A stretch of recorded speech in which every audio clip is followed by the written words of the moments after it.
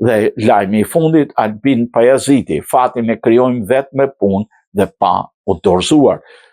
Kickboxeri nga Tetova, Albin Pajaziti, po konfirmohet si nga emrat më premtues në sportet luftarake, duke ndërtuar një rrugtim të mbushur me sakrifica, sfida dhe ambicie të mëdha për të ardhmen. Pajaziti tregon se hapat e para në sport i hodhi në vitet 2007-2008 për shkak të ezitimit familjes, nisi fillimisht në karate, ku u stërvit për 7 vite megjithatë të pasioni për sporte me dinamike shtyr drejt kickboxit, ku më pas gjeti identitetin sportiv. Fitimi i titullit kampion të Maqedonisë së Veriut përbëj një nga rritjet më rëndësishme në karrierën e tij. Sipas Pajazitit, pas këtij suksesi fshihet një punë e jashtëzakonshme. Një nga momentet më të vështira në karrierë ishte ndeshja në Lituani, ku përveç sfidës sportive u përball me vështirësi personale në mungesë mbështetje institucionale. Megjithatë, ai thekson se këto pengesa e kanë bërë më të fortë dhe të vendosur. Pajaziti synon në riktimin në arenën ndërkombëtare, duke synuar pjesëmarrje në organizata prestigjioze si